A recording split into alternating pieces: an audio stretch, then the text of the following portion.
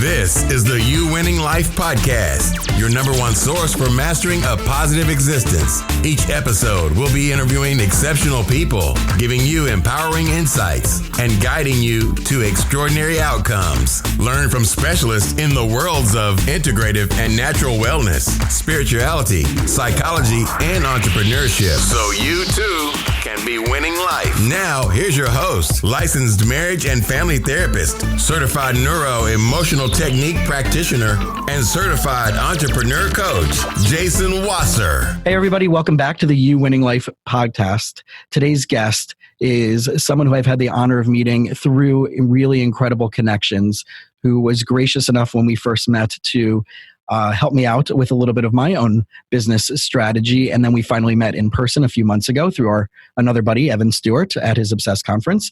And he's a small business owner in Oklahoma City, roofing and water damage restoration experience throughout the entire southern United States. And he's positioned himself as a major player in these industries for both residential and commercial clients. He believes in impacting a person's life with his services and talents. His hobbies include reading, writing, teaching, studying human behavior, developing his relationship with God, and studying with his family. Victor Maya, welcome to the show. How are you doing? I'm doing excitedly happy to see your face in person again. It's been about 2 months since we last saw each other.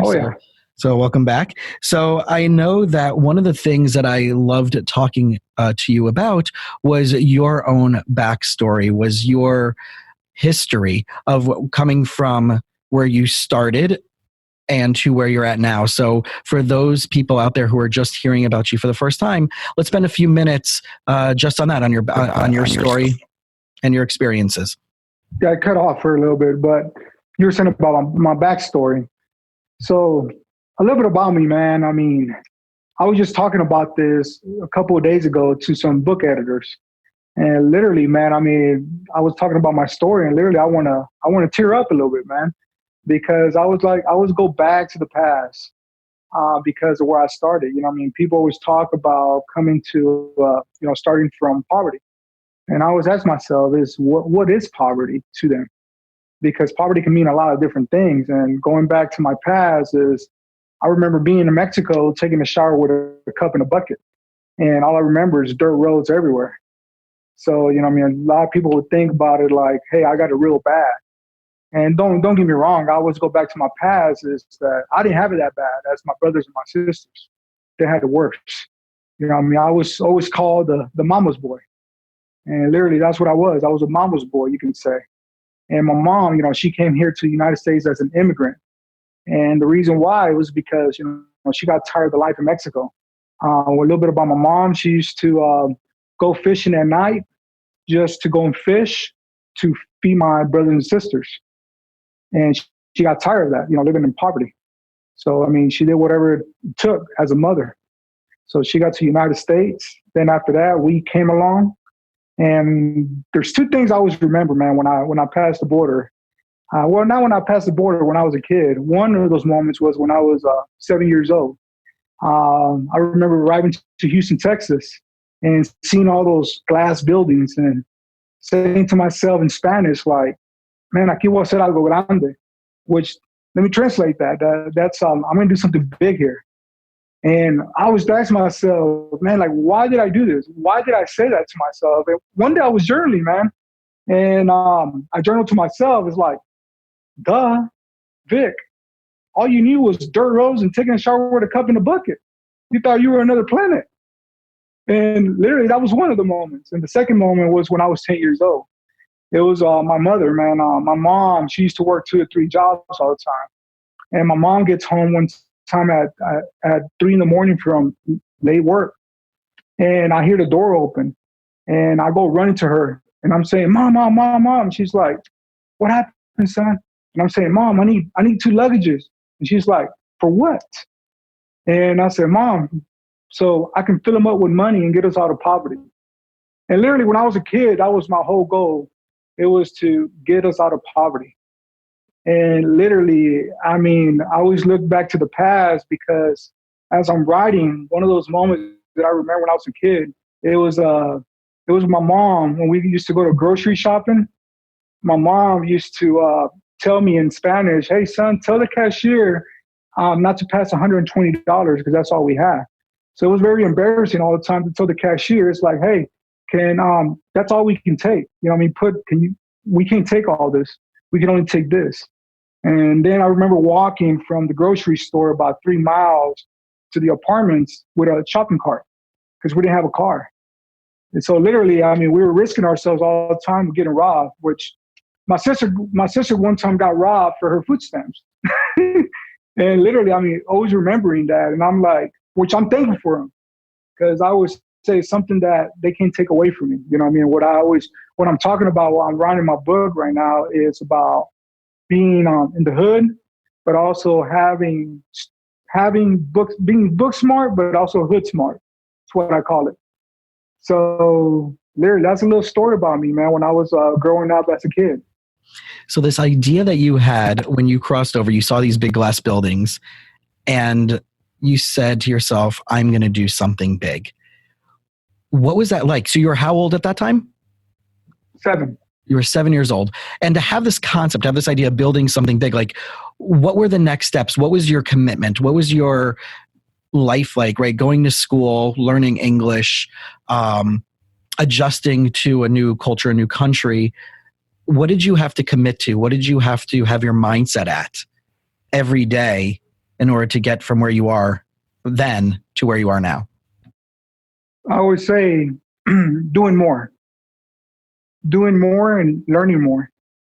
You know, I mean, that was always my thing since I was a kid. I knew that to be different, and especially where I was at, looking at the other students, I used to be in honor classes. And literally in honor classes is all those kids, you know what I mean, they were smarter than me. The only thing I could do is repetition. I could repeat myself and do them that way. So literally everything that I learned was through repetition. And like you said, I mean, what did you have to do? I remember being with one of my best friends when I was a kid. He used to always look at me because I used to always do, like, let's say the teacher said, hey, Victor, only do 1 page. Well, they told everybody, hey, only 1 page. I used to do 2. Then they'll be like, hey, you only have to do this. I did 3. Like, I always did more than what was required. And my friend always asked me, like, Victor, why are we doing this? Why are you doing this? And I used to always tell them, like, you see, man, the difference is that those kids in that class, they more likely got it made, man. They got maybe a father or mother that's going to pay off their college, or, you know what I mean, they got it made maybe after they're done with school. They don't have to work. They don't have to work as hard. And literally I told him, me and you, we have to do this, man. You know what I mean? We're in our house, like, living like sardines. You know what I mean? We have to do this, man. There's no ifs or buts. And that's always been my separator, is that. Yeah, and that's really, really deep, because as we experience people around us, especially right now that you're going around, you're speaking, myself in my practice as a therapist and a coach, there's a lot of people that come to the table with an excuse-based mentality of either that an entitlement of that what they think should be coming to them, or they're not willing to put in enough work consistently to accomplish whatever it is that they are seeking out to accomplish. So when you talked about this repetition, right, the first thing that comes to my mind is my memories of being an awful student. I barely graduated high school with a 1.8 GPA, and I was going through my parents' divorce at the time, and similar to you, there was some financial struggles going on in my family. And I realized, like, the things that helped me the most were the people that I surrounded myself with, mentors, people from my synagogue that were one of my youth directors that helped give me scholarships to different programs, but people that were committed to my success as much as I was committed to my own. But I didn't even have my own buy-in fully then. It was just the fact that other people saw my potential. And here you are, starting off at 7, 8 years old, fully committed to your own success, to take care of your family, to do whatever needs to be done. And you even came up with a way of solving your problems, which is by repetition, right? Yes. Yeah. So can you imagine, like, what would it be like if people out there, and maybe this is the theme of our conversation, is repetition and committing to the long game about singularly minded focus on a specific area of your life and just running that over and over and over again, going to get an outcome of success way more than just trying to throw like a shotgun approach at it. I agree.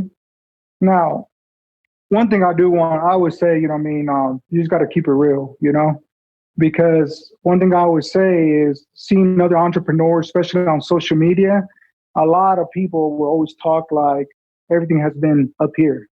And literally my life has been like this.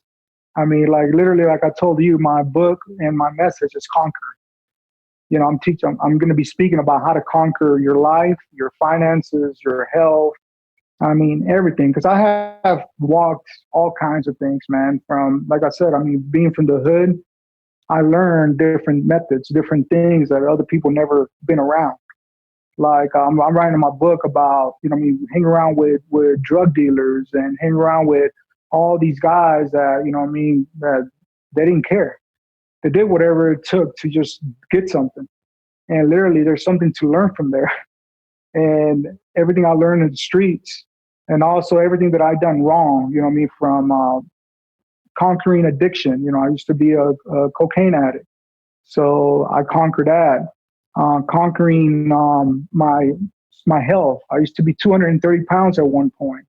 We're talking about conquering, especially, I'm married, and the stuff that I've done towards my own wife, that I heard so much, from infidelities to everything you can talk about, all that stuff. So how I was able to conquer that, being a father, I used to always be away from my kids. I used to always put my business in front of my kids.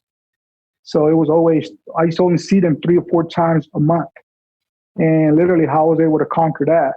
So literally, it's literally about being real, So I don't want to ever come along, because I always see people coming along like, oh man, it's always been like, look at me, Mm-hmm. It's been beautiful. I'm like, no, it hasn't, man. That's why one thing I live by is I treat people like everybody's broken. I don't care, because I got friends that are way up here, that are multimillionaires, and I only met one billionaire, and then a couple of friends are way down here. And I always tell them, everybody has different struggles. So if you want to see somebody else's struggle, just get close to them. Don't ever envy no one. So I always say that is, if you want to see my mistakes and his mistakes, just get close to us, and you won't envy us at all, man. Trust me, because we all have missing structures. So I'd rather talk about that. I always say the real things, Yeah. And especially coming from, like you said, you studied psychology in the past, and as a therapist, I know one of our mutual coaches, Coach Michael Burt, talks about the term of good for all time zones, right? And I think that's exactly the theme that you were saying, that like, can you walk around as an entrepreneur, as a business professional, as a human, as a husband, as a dad, and connect to everybody that you need to connect to, and they can feel that similar connection back to you, and be able to, right? And then be able to get the value that you can bring them. And the value is not about how you can make them more money, but like just a true human connection. I agree 1,000% with you on that. And I think that's lacking out there, right? Especially in this entrepreneur space, as you were talking about with social media and people hyping themselves up. I have, Pat Hilton and I have this conversation all the time about, right, these fake poses that people are putting out there, and they're not showing like what it really takes for the brick and mortar around us to be built, right? And you're in the construction world, so you see the foundations that are shoddy, and things are built up upon foundations that are right, and you have to come in and fix things with water remediation and roofing to make sure. But metaphorically speaking, those are right. If our own foundations aren't secure, if we're letting things into our life, right, we're going to have a completely damaged property. Yes, I agree. That's why I always say it's about business. I always say every field of knowledge is different, but they're connected and they often rhyme, because your industry with my industry, they rhyme and they're somehow connected. And literally what you just said is basically, today I was talking to one of my friends who works for this roofing manufacturer, which is the biggest roofing manufacturer in the world. And one thing I was telling him is that right now I'm already scaling my businesses so we can expand. And he told me, like, Vic, it took you a while. I go, yes, but I want to make sure my foundation is just steady. It's great, because one thing I don't want to do is scale chaos. Because it's very important you don't scale chaos. And many people just want to go do this, but without scaling their businesses correctly, they're just going to learn how to make money so much. I mean, I've seen it happen all the time. They go up and then they just come down. And literally, you're talking about construction. I mean, that's just it. I mean, it takes so long for things to grow, especially in the industry that I'm in. A lot of people want to learn how to do commercial roofing. A lot of people want to learn how to do restoration, especially large losses, because there's $1 million, $3 million in one deal. And what people don't understand is the same way that there's a lot of money involved in the business that I'm in. It's great. A lot of people always call me, ask me all these questions. I'm like, hey, your business can go, you can get one job. That's great. Make this much. But if that job goes wrong, it'll bring your whole company down. Your whole company goes down. Like, that's it. You're done. Because of one building you did wrong. Because people don't play. You're dealing with a person's asset. They're not going to just sit there and watch you ruin their assets. Absolutely. So what structures have you put in place that you've learned from starting off the company to where you are now that have helped you protect both not only your assets, but also to protect the people that you're working with to help them grow? Because I know that you and I are very likely like-minded when it comes to the people that we're working with. We want them to be like-minded with self-care and growth. So what are some of those things that you've put into place into your companies that have helped initiate that? The main thing, I would say keep the main thing. And that main thing is culture. It's just a culture. That's my number one weapon. That's what I was saying this last Thursday when I was speaking in downtown. And literally, that's what I was talking about. It's culture. Culture is my number one weapon. And it goes down to that. My team understands our core values. They understand the mission of the company. We're all come in different colors, different sizes, different genders, but we do believe in the same thing of the company's, mission, and they're also aligned with the core values. So literally, that's the number one thing. If you want to say, what's the main thing that you want to input into your company? That's your number one weapon. It's culture. And literally, it starts with that. Everything else falls into that because that's your foundation. You're talking about pillars. You got to build all that on that foundation.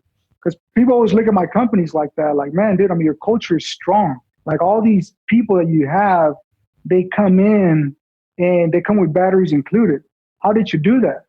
How did you create that? And I'm like, man, it's a long process. It's literally a really long process to do all that. And it all starts with one person. That's you. So I always use this. One of my mentors once told me a long time ago when I was barely starting, he goes, Victor, let me ask you something. And then I said, yes, we're eating. We're having we're just eating somewhere at a restaurant down in Dallas. And he told me, Victor, look at yourself in that mirror. There was a mirror right there in the restaurant. Because I was asking him about some advice because he owns a huge company. And he said, Victor, let me ask you something. Will you hire that person you see in the mirror? Because literally, if you see a B player right there, don't expect to be hiring A+ players or A players. It ain't going to work that way. If you're a B player, that's all you're going to attract is B players and C players. So I challenged myself after that. I was like, man, I got to become an A+ player. I got to become an A+ player so I can attract A+ players. And that's how it works, man. I can't say anything else. I can tell you everything from different structures of the company, but I'm just going to go to the main source, and that's that. It's the culture of the company. So what are some of the things that you started doing for yourself to become that A+ player? Well, one of the things is I always go back to the whole person theory. That's the main thing when it comes to my personal life is knowing how to hit all four parts, which is the mind, the heart, the body, the spirit. And it's very important because I kind of look at myself as a performer, like a professional athlete. To perform right, I got to be right. So for an example, this morning, I wake up, I spend my time with God. I'm a Christian man. That's just me. That's just who I am. So I give 30 minutes of my morning to God so that I can connect hit my SQ, spiritual intelligence. So that's connecting myself to a higher power. Then after that, I hit my IQ, which is my mind. So I read 30 minutes, 45 minutes a day. Every day, I do the same thing. There's not a day that I don't do that. Then the third is my EQ. That's my heart. So I show love to my family. You know, I'm the one who drops off my kids. It's very important to me to drop off my kids because I get to talk to them. And there's a reason why I always say it's very important to spend time with your kids, because at the end of the day, hey, I'm not taking this with me. I'm going to leave it to them. So I got to be coaching them and teaching them as they're growing. My kids are teenagers right now. Their coach is me. I coach my kids. I train them. They know business. They know about life. They know about health. They know about so much different things that they're not teaching in school. So that's my responsibility, you know? So that's my EQ. And then from there, like later on at night, I get home about 5 o'clock. By 6 o'clock, go and hit the gym. That's my PQ. That's physical intelligence. So that completes the whole person. And literally it's every day. It's every day. It's not just some days. It's an everyday thing. And that's how I can stay in high performance. Because literally, I can always say, I cannot give my team what I don't possess. There's no way. You know what I mean? There's no way you can give to your team what you don't possess. It doesn't work that way. And doesn't that go back to the simplicity of what you were saying before about repetition, right? People talk about entrepreneurship as this really sexy thing in 2019. And the truth of the matter is that there has to be, and there is incredibly boring, monotonous, repetitive tasks. And those are the ones that build that foundation, like you said, in all those 4 quadrants, specifically, not only in our business, but in our personal or spiritual or psychological and emotional health. The people out there think that it's these one-off retreats or these one-off conferences or a one-time trip to go do yoga, but it's actually monotonous in a way. Well, it's like what you just said about boring. One thing I always tell my kids is it's all about if you can do the boring stuff. The boring stuff is what gets you from here to here. But it's about the boring. People always want the excitement things. I'm like, no. It's kind of like the product. Everybody wants the reward, but nobody wants to go through the process. And literally, it's about the process. You know, don't fall in love with the reward. Fall in love with the whole process. And that is it. It's just lining yourself up. It's like planning. I plan every single night. Every single night I plan. If I day at night, I plan at 4:30 in the mornings. At 4:30 in the mornings, I'm already planning. You know, I already planned my day. I already know where I'm going to land. I have a setting system. So between 10 and 11 o'clock, I'm doing outbound calls. I'm checking on my top customers, my connectors, my net promoters, you know what I mean, my what I call my surf club, my help list, social media, you know, getting ready, looking for another showcase event, you know, staying on high value activities. So literally, it's about planning too. Yeah. You got to learn how to plan. So when you first started doing that, right, that specific process of connecting to your clients, about scheduling your day out, about finding new events, and I know a lot of people out there probably struggle with this because either they're so stuck in the technician side of their job where they're just only finding the time to do the services in which they were trained to do in order to help other people. And they don't have enough time to be the entrepreneurial person, which means going out, networking, connecting, finding places to speak so how did you start that off when it was, did you start this off when your business was smaller or did you already have a team helping you out to get those things done? Well, I already had a team, but literally I got what I call dangerously organized about 2 years ago. That's when everything started happening. About a year and a half, well, let's say 2 years. Yeah, 2 years. I started getting organized, really organized. And it all goes back to getting help. You know, I had a lady named Lori Johnson. She has a doctor's degree on psychology. And she literally rewired my neurons, you know what I mean, little by little. And I didn't know what she was doing, but literally that's what she did. Because I was so busy all the time. And she was like, no, you don't have ADD and all this other stuff. What you have is that you're too busy. So literally, she's like, what I got to get you doing is how to plan. And again, you asked about my team. I had a team, but again, they were being directed by a leader that didn't have a plan in place, a good plan in place. So if you want to say that what happened, it was 2 years ago when everything started going up quickly. And like this year, I mean, we're moving fast, but it all goes back to the vision of the company. And I always say is, here goes the companies and here goes me. the vision, my vision, the companies can never catch my vision. Because as I always say, is the companies catch my vision, then we're dying, literally. So what was that shift 2 years ago? What was that one pivot point that caused that to happen where you went from more of a chaos mode to excessively organized? Well, it goes back to the shift was the lady, my coach, my executive coach that I had at first. That was my shift. Hiring her was like phenomenal. That's why I always believe it's very important to have someone to coach you. It's very important. I mean, everybody had a coach. Everybody, like in Google, CEOs and all, they had coaches. Go and read the book, $1 Trillion Coach. They'll tell you all about that. How that happened. So literally, I got to give credit what credit's due. The information's out there, man. You just got to pay for it.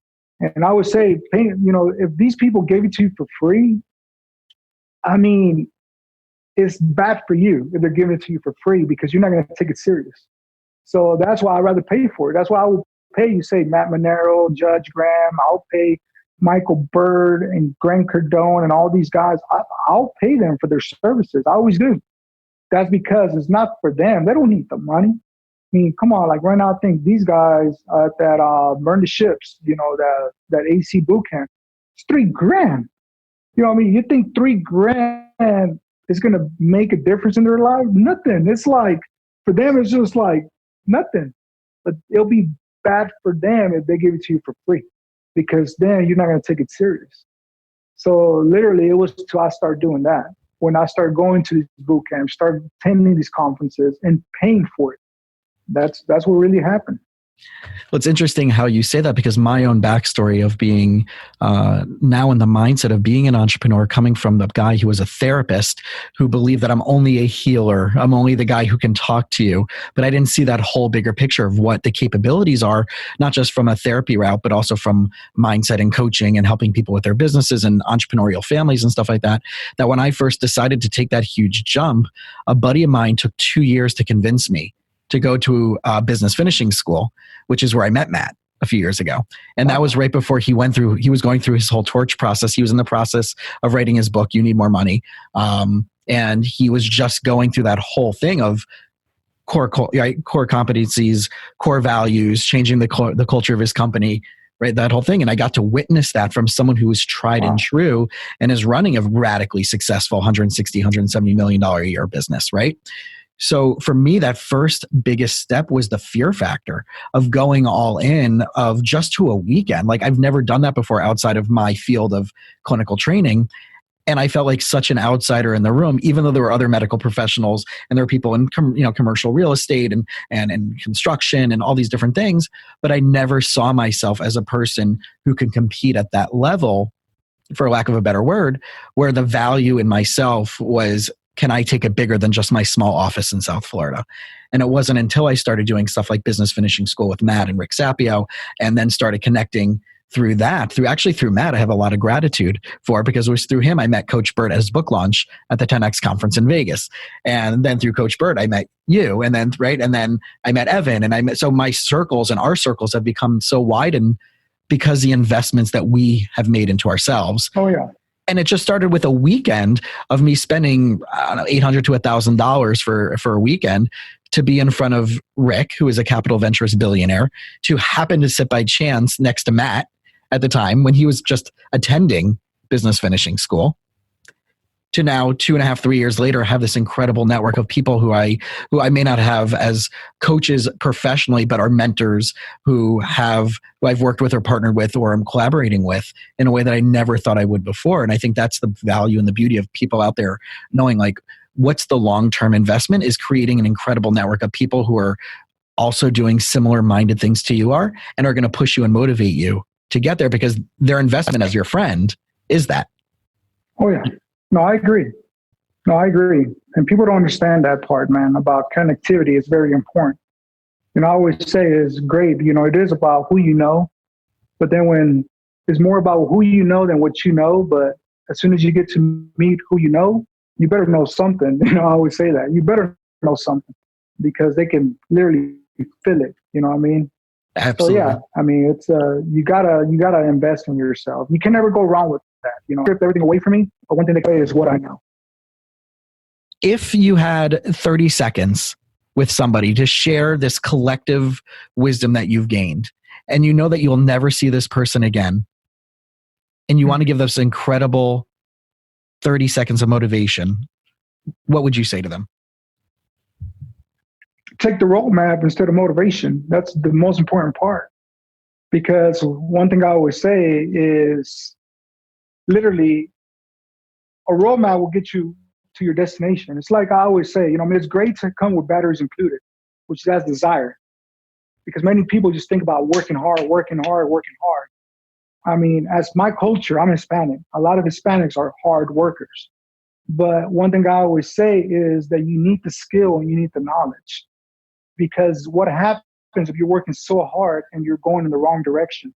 You're supposed to be going east to Florida, or you're going west to Arizona. You're supposed to be going to Florida.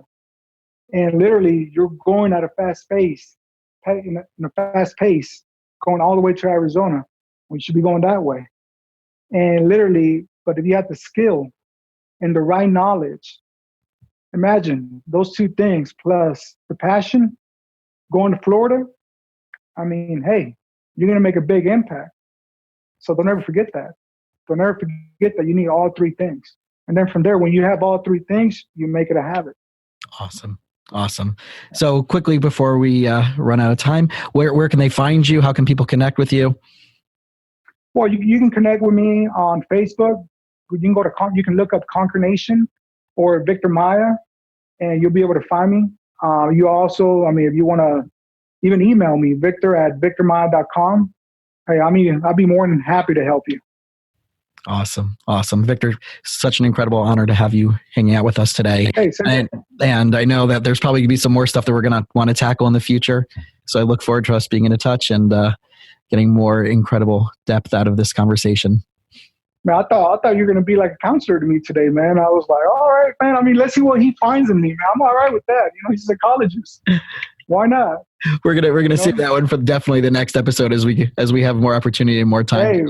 Hey, I'm freed up, man. Hey, I'm an open book. So if you got to ask me questions about what I've been able to do or whatever, man. What problems I'm having, shoot, hey. I'm not going to be paying a psychologist $150. This is free right now, man. So exactly. Awesome. Take advantage. Exactly. Good. I know, right? Awesome. Well, awesome. Take care. Thanks, buddy. I appreciate it.